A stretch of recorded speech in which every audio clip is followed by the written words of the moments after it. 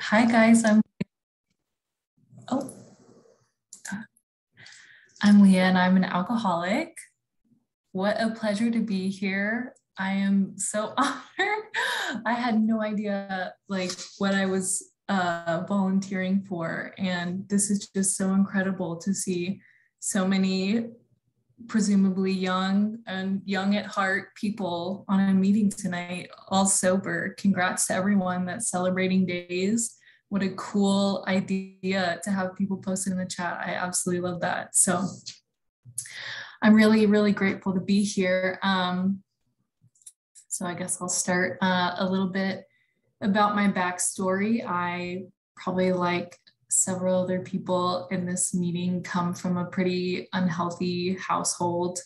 And I lived most of my life pretty straight edge because my dad is narcissistic, and he was very, he was the disciplinarian, pretty roughly. And so I actually got into dance and ballet when I was 3 years old, and I actually continued with that through college. But just to give you a good picture of how I was for most of my life, was just a very quiet, reserved, well-mannered ballerina. And whenever I got into high school, I started having those desires to break free from this little perfect box that I was in. And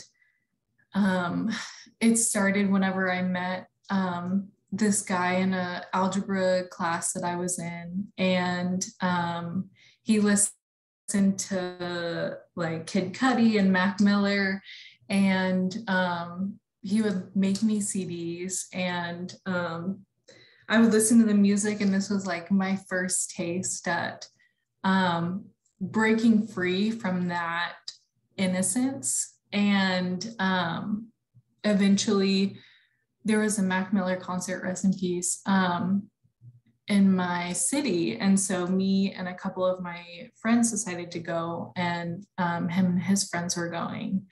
And this night was definitely my I have arrived moment, because whenever I get to my friend's house, her mom is going to drive me, her, and our other friend to the concert. So funny to think about. And whenever we get there, she's like, "Hey, sorry to spring this on you, but my mom's gonna buy us alcohol." And I was completely shell-shocked, because I was, just a very innocent, normal person. And they're like, "Are you okay with that?" And of course, inside, I'm like, "Oh my gosh, this is so terrifying." But I'm like, yeah, no, I'm cool. And so, to give you a idea of how much the three of us had drank, whenever her mom pulls up to the liquor store, she's like, "What do you guys want?" And everybody's like, "I don't know." I had never, been around alcohol except for my parents, and they drink very, very lightly. And so she wound up buying just little airplane bottles of different liquors. And the only one I tried was Malibu. And I tried a very, very little amount, and obviously didn't get drunk. And we show up to the concert, and our friend is like, "Oh, I'm gonna ask someone to buy us beer." And she convinces someone to get us a couple beers, and I try a sip of it, and I didn't really like the taste, so I was like, okay, whatever. And all of a sudden, these girls come up from our school, and one of them like grabs me on the wrist and she's like, oh my gosh, is that Leah? Leah is like, I can't believe you're like this. And, she was kind of popular. And so it was a very validating moment for me. And I was like, oh yeah, yeah. And I, grabbed the beer out of my friend's hand and took another sip. And, later in the night, I met up with my friend from my algebra class, and his friends were smoking weed, and I, took a hit, and it was just like, oh my gosh, like I have arrived. Like I am, this is my path to like being the person that like I want to be. I want to be cool and popular and laid back and, all these things that I definitely wasn't. And so it just kind of started as a way for me to rebel. And after not too long, I totally took on this persona of like the stoner girl, because, growing up in the household that I didn't really have space. I wasn't able to take up space, and I didn't really have a sense of self. And so once I found this identity, I, completely clothed myself in it. And, I, not too long after that, started like progressing more and more, and just totally spiraled out of control. I was, a terrible, terrible daughter. And I still carry a lot of shame for that. But, I got into college, and as I said before, I was still dancing, and I was commuting from home my first semester. But since I was dancing, I would have rehearsals after like going to class from 8 to 5. And my commute was like 45 minutes to an hour. And so there would be nights that like I would leave at 7 to get to school, and I wouldn't come home. I wouldn't make it home until like 11 because of rehearsals and stuff. And so my parents were like, oh, well, since you're saving us money, like commuting, we will find you an apartment in Dallas, because that's where my college was. And this is where my alcoholism just really, really took off. And I was in a really, really codependent relationship. And I, was drinking more and more often. I was binge drinking. I was, in college. And so I was getting so much like free alcohol, and just consuming crazy, crazy amounts. And because of this like little box that I had been in for so long, I like had no idea how to express anger or frustration. I just like avoided it at all costs and, pushed it down. And when I would drink, it brought out this really, really aggressive, violent, angry person. And, I wound up getting kicked out of my apartment for noise complaints, not because of parties, but because of like me getting in these terrible fights with my boyfriend. There was, in the bedroom, there were, the closet was like a wall of sliding glass mirrors. And I like got so angry one time, I broke one of them. Just that Dr. Jekyll and Mr. Hyde. I hope I didn't mess that up. And, it was also very much that like alcoholic living the two lives, because like on the outside, I'm this like girl in college who's like a ballerina, and I come off of this like very like timid demeanor. And then I like go home and I'm like drinking and using drugs and getting into fights and breaking mirrors and things. And so there was this one point when my boyfriend at the time, he had this routine pattern, that's the word, of canceling plans with me last minute. And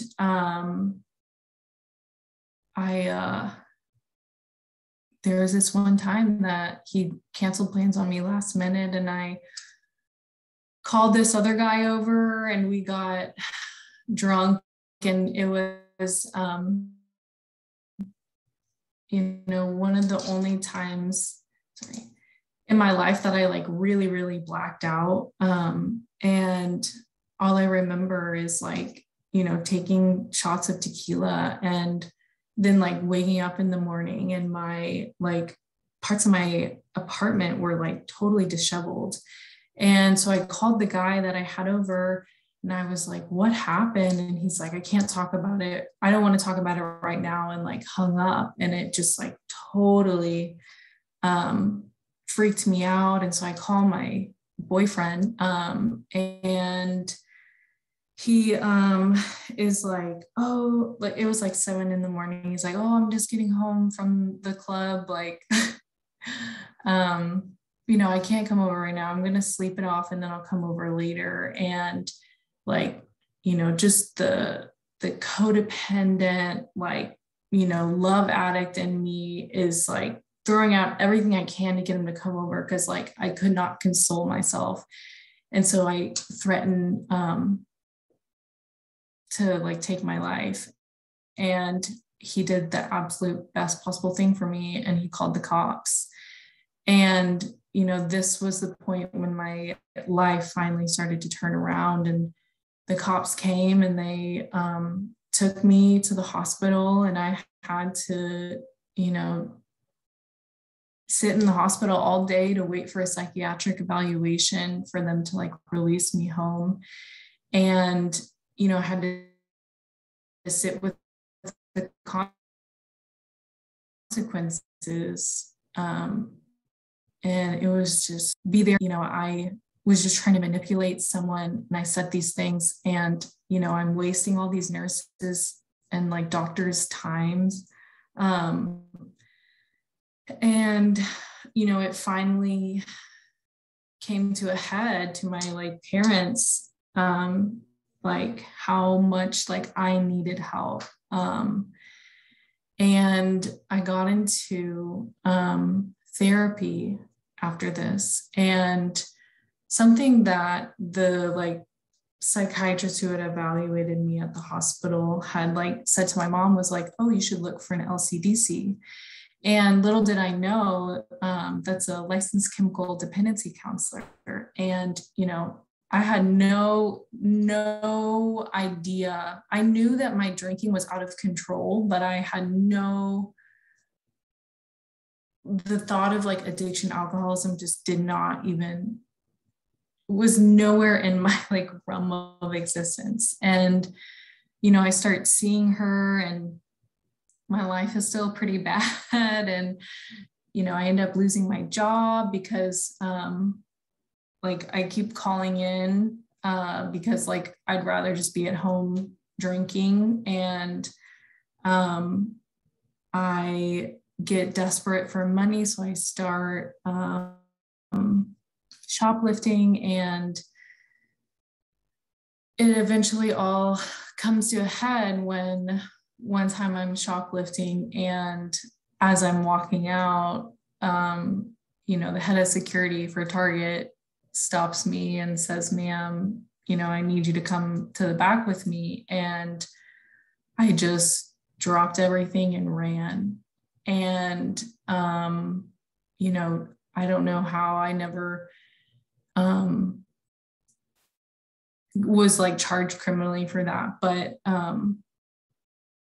I finally, like my life was so out of control that I like got honest with my therapist about it. And the first thing she said to me was like, you need to go to AA. And it completely like blew my mind, because I was like, what are you talking about? Like, I'm not an alcoholic. And, she was like, you need to go to AA, or you need to find a new therapist. And so I was like, all right, I'll go to AA. And, I thought that I was going to go to AA and like keep my, social life somehow, like hang out with the same people, go out and like be sober. I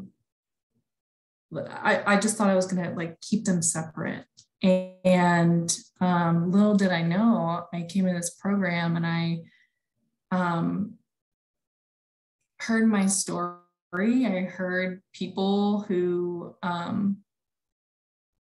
lives are just as out of control as mine was, or more out of control. And I found a fellowship, and I found a purpose. Once I worked the steps, and I was able to sponsor, and that's kind of what I want to like open up the meeting for. I have this book, As Bill Sees It, and I have this page marked. So this is page 69. No one probably has it out, but it's titled Giving Without Demand. Watch any AA of 6 months working with the 12-step prospect.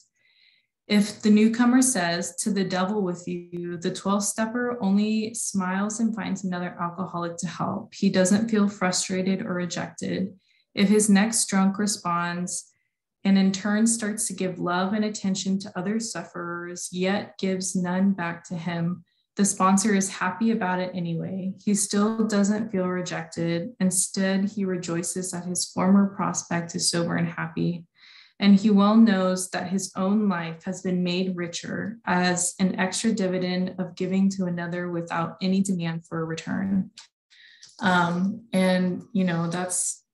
love that last part, like giving without return, because that's, absolutely what my experience was coming into the program, and something that is, really, really important to me, and something that is really exciting about like the TXSCYPAA, the Texas State Conference is coming up. And I'm just really, really excited to be reminded of like helping the newcomer, and like how many newcomers there are. And, being on this meeting tonight just absolutely renewed that for me, because this past 2 years now have been, really hard with staying at home, and my, avoidant, isolating, like alcoholic self has like really popped back up. And so I just am excited to hear about y'all's experience with like fellowship and, helping other people, being of service, whether that be through sponsorship, whether that be just like being at a meeting, or, texting someone. So that's all I have tonight. Thank you.